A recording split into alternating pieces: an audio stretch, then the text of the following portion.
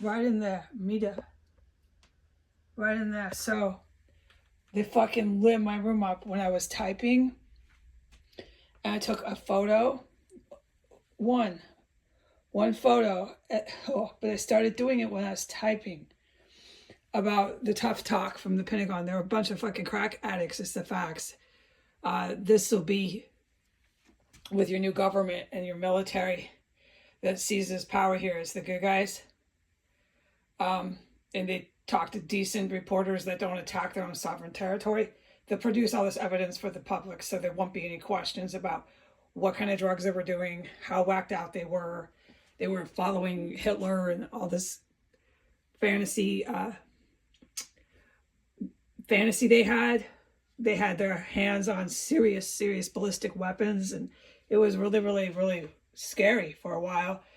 But now what they've been reduced to, the Pentagon and the U.S. Armed Services, is giving everybody their uniforms. Russia, Hamas, Hezbollah, anybody who wants to come. Russia's not bad, but I'm not going to explain this every time. There's those Russias. I can't. I'm focused on the floor. You know what I mean? I just can't. I've said it enough. I've made it clear enough. It's like United States. There's two. We know. Okay? Good. Okay. So what you're seeing from the Pentagon in any statements is just tough talk from people who are not even fucking sober, and it's facts.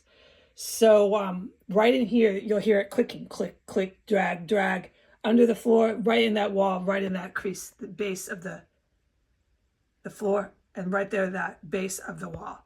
And they've got a shop here that runs there to there. This I don't understand, but it was a military tactic thing. And there was all these dead bodies in the house after that got delivered. It was really scary. It's been so fucking scary here. But they just lit my room up. They lit my fucking room up. You could hear it clicking, clicking, clicking, or someone was doing it manually, dragging, thump, thump, thump, right down there. And on this side, in here. And my room in there got fucking filled with poison. And it was the exact same gas as when they were scaling all the walls. And I can talk about it now. So I would come in here trying to get away from that raining of balls that went for like 2 hours, 3 hours. And they were doing it here. They were raining the balls down here, raining them big time in that crease, that cornice area. And here. And then here with these neighbors here, the non-neighbors, is the Darris compound. I already covered how they went from the whole wall all the way right behind me, man. You could not get away.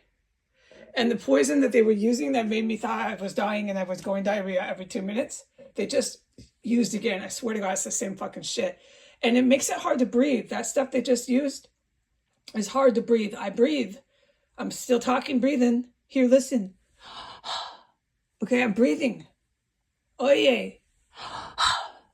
Okay?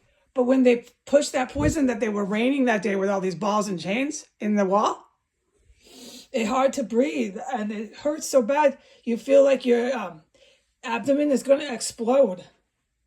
It's really fucking serious. So I want the public to know this. What you're reading at the Pentagon is a whole bunch of tough talk. When a military makes a formal statement for people like me and you, it should be hard to understand if you try to read it, which I encourage you do when it's not this military because they're a joke. But they'll never say fair game, man.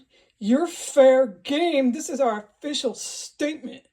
You fair game.